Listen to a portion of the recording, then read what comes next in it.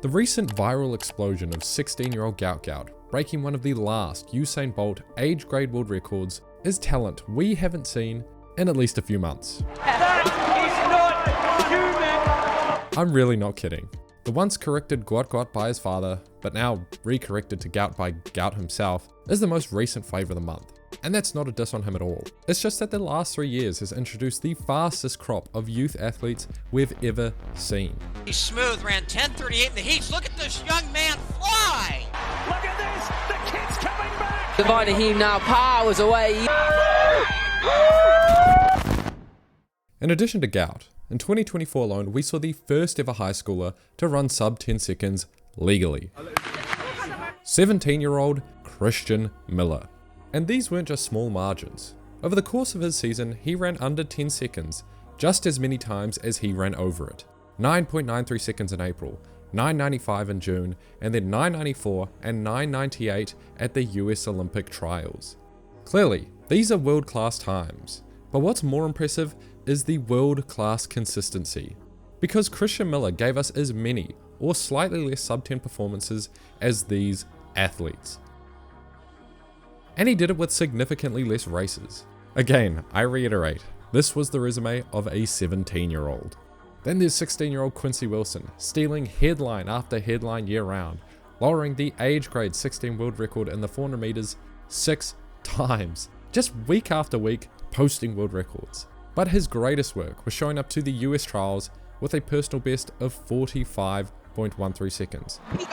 Once again, 45.13 unofficially. Demolishing that in the heats, going 44.66. Just an under 18 world record to qualify for the semis. Rocks up to the semis 2 days later, lowering it again 44.59 seconds to qualify for the final. Oh, what a finish from the 16-year-old! Coming 6th, still nailing another sub 45, qualifying for the Olympics as the part of Team USA's relay pool. But the real cherry on top, showing just how much fight Quincy has, only 1 month after the trials, 44.20 seconds, demolishing every time he had previously run. Pushing for the line, Wilson and Deadman headed to Paris and they... By the way, this all took place in the span of 2.5 months. He lowered the world record by his age group 6 times by just shy of an entire second in 2.5 months. And as if 16 wasn't young enough, a name I keep seeing in my comments is UK's Divine Iheme. He leaves the rest of the field in his wake and he absolutely storms his way. At 14 years old, that's right, a child born in 2009 ran 10.30 seconds in the 100 meters. That's a massive world record for his age group of 0.21 seconds. But it kind of went under the radar, and there's a couple reasons for that. Firstly, it wasn't an official World Athletics time. Why? Some low-key open meets don't meet the requirements even if the timing and equipment is legit. And the video kind of looks like shit. And a superb run, a great victory once again there. Ooh. I mean, you tell me. These are essentially the same times, except Gout is 2 years older. Which one looks more impressive? It's unfortunate, but you can't argue with 10.30. Just another disgustingly fast prodigy to add to the list. And can't forget to mention, he's now 15 and just ran a 6.76 indoors the other week. And by the time you're watching this, he's probably run faster than that too. But that's just 2024. 2023 saw the likes of Issam Asinga, who for a short minute there, we all thought would be the next greatest sprinting prospect ever. Very comfortable for Issam Asinga. Yeah, he's banned for doping, but he was caught taking a substance that increases endurance as a sprinter, and the surrounding circumstances are controversial to say the least. But that doesn't take away from the fact he ran a 983, 986, and 989 wind-aided, beat Noah Lyles in a year he won the World Championship, and dropped a legitimate 989 at 18 years old, still in high school. My genuine first reaction after seeing this 989 was that he could have won the World Championship. Here's to hoping he's actually back in 4 years. Can't forget, he also went sub 20 in the 200. 2022 introduced to us the one and only Letsile Tebogo, dominating World Juniors, and who still technically holds the under 20 100 meter world record of 9.91 seconds. He has run 9.91. That is a world record. Do you even need a history lesson on Tebogo? And he's done it. World best. The Coleman's got this. Has he? No, Tebogo's looking over. The shape of his life. You don't lose that overnight. If there's any reason to be excited about previous prospects, it's Tebogo. And in the same year in race as Tebogo was Puripol Boonson, who went 10.09 age 16, the current world record for that age grade, and 10.06 age 17 for the joint official under 18 world record. Because while Christian Miller ran faster at 17, World Athletics does age differently. Boonson in my eyes is Asia's sprinting hope, but like many prodigies of the past, he has struggled to find that sub 10. To be fair, he was injured most of 2024, and yeah, he struggled, but he's still only 18 right now. And in 2021, the birth of this golden era of youth sprinters was the year of Erriyon Knighton, who quite frankly, I can't believe at only age 20, some of you are calling him a bust. Look at the high schooler looking around, controlling this heat. At 16, he was signed to Adidas after going 10:29 and 20:33 in the 1 and 2, almost identical times to Gout, before going on a rampage at 17. A 9.99 win 800 meter, breaking the under 20 world record 4 times in the 200 meters, back to back to back, dropping his PR down from 20.30 to 19.84 in less than a year. Erriyon Knighton becomes the youngest man to make a US Olympic track and field team since Jim Ryan. And then he went on to place 4th at the 2021 Olympics, age 17 still. He then opened 2022 with that iconic 19.49 seconds, which still ranks him as the 6th fastest ever, period. And at 18, mind you. He then took 3rd at that year's World Champs.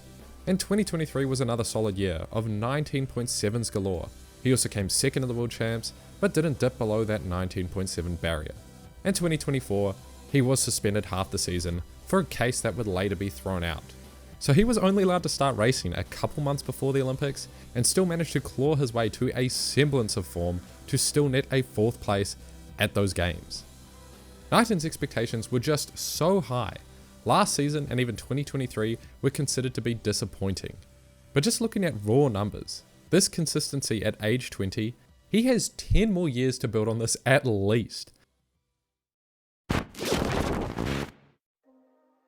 These athletes have rewritten the junior record books.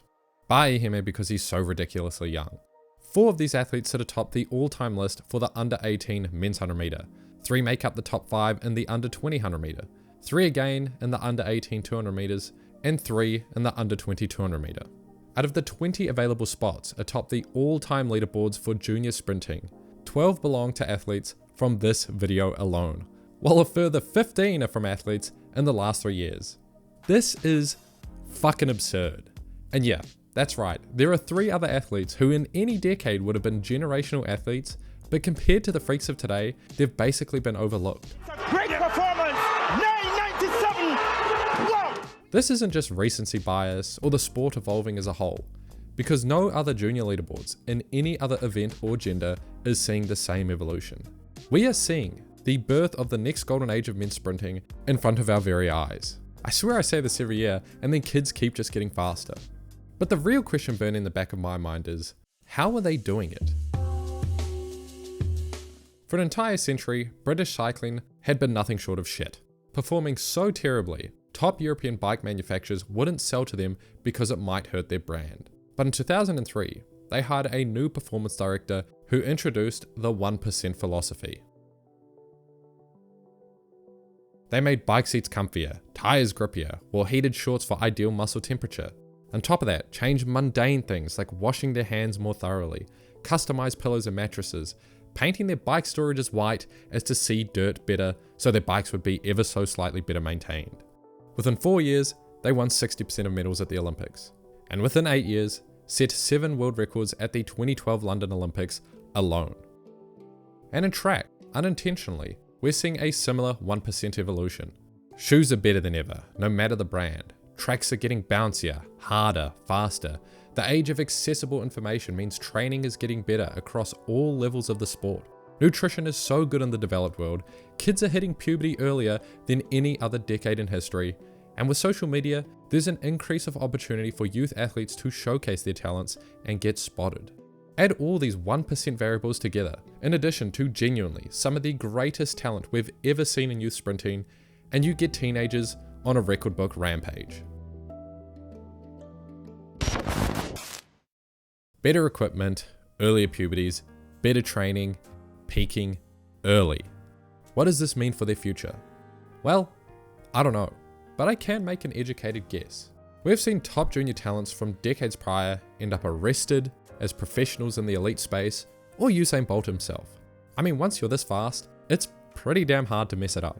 As examples, Tebogo and Knighton are already challenging or winning golds outright, and in the case of Knighton, things haven't even really gone his way, yet he is still in the top conversation, and he's my bet for 2025. I just kind of feel it. I think Gout and Quincy Wilson are the next in line. Gout has the BMI of your average underweight teenager. Not saying mass will make him faster, but it's just fact, he is not fully developed. Quincy Wilson just still straight up looks like a chipmunk. If he grows even a few more inches, he's going to be running damn near sub 40.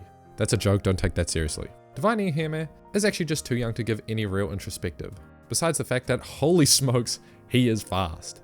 And Boonson just needs to stay healthy for a year. But since he represents Thailand, he's already going to be at every World Champs and Olympics with 10-second speed. But Christian Miller, now that's the real question mark. Arguably the greatest junior achievements on this list. 4 sub 10 seconds at 17, has another 2 years to challenge the under 20 world record set by Tebogo, barely missed Team USA this year, but he's lacking when it comes to the eye test. Believe it or not, Miller is actually shorter than Quincy Wilson, older, and has a significantly more developed frame. In my eyes, it's hard for me to see a clear path to improvement. In terms of his race pattern too, he already has an elite start, beating Fred Curley, Noah Lyles, and Kenny Benerick out of the blocks at the US trials this year. You know, the 3 guys that qualified for the Olympics. And obviously he doesn't finish as fast. But at the end of the day, those are just my hypothetical thoughts. I don't know. All I can say for certain is by the numbers, this is the fastest generation of youth sprinters we've ever seen, and it's not close. Thank you for making it to the end, and Merry Christmas. Please leave a comment and let me know who you're backing out of this recent batch. I really want to see how wrong or right we are in the coming years.